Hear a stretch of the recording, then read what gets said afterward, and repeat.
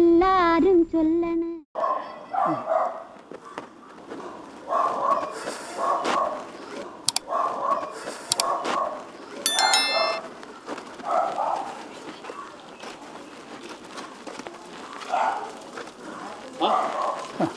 എന്തു പറ്റി സഖാവേ? വണ്ടി കേടായോ അതോ പെട്രോൾ തീർന്നു പോയോ?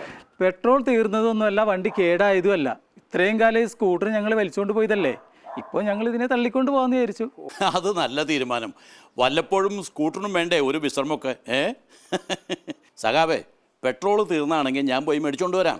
ഒരു ക്യാൻ എടുത്ത് തന്നാൽ മതി. ഹോ, ഇയാളെ കൊണ്ട് ഞാൻ തോറ്റു. എടോ, അതൊന്നുമല്ല പ്രശ്നമെന്ന്.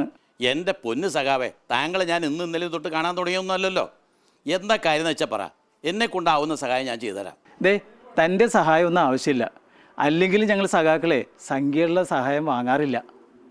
അല്ലെങ്കിലും രാഘവേട്ടനോട് എന്തിനാ നമുക്ക് രാഷ്ട്രീയം? അത് നമ്മുടെ ബന്ധുവല്ലേ.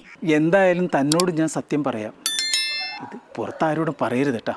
ഇല്ല സഖാവേ, ഞാൻ പുറത്ത് ആരോടും പറയില്ല. എന്നെ നിങ്ങൾക്ക് വിശ്വസിക്കാം. എന്താ സത്യം എന്ന് വെച്ചാൽ എന്നോട് പറ. എടോ, കാശിനിപ്പോൾ അല്പം ബുദ്ധിമുട്ടിലാണ്. ഈ മാസം ഇതുവരെയായി ശമ്പളം കിട്ടിയിട്ടില്ല. കുറച്ച് പൈസ ഉണ്ടായിരുന്നത് സൊസൈറ്റി കൊണ്ട് ഫിക്സഡ് ഡിപ്പോസിറ്റ് ചെയ്തു.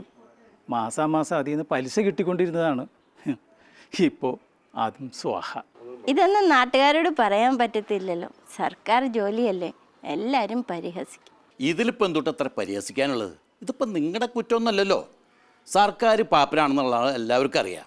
പിന്നെ ഇപ്പോൾ ഖജനാവിൽ പൂച്ച പറ്റിയെടുക്കുന്നതാണ് പൊതു സംസാരം. ഭരിക്കാൻ അറിയാൻ വയ്യാത്തവരുടെ കഴിവുകേട് മൂലം ഇപ്പം ജനങ്ങളും പാപ്പരായി തുടങ്ങി.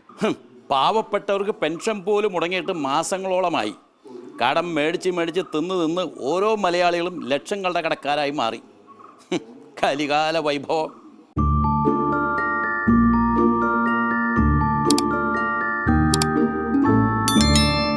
എല്ലാരും ചൊല്ലണ്, എല്ലാരും ചൊല്ലണ്.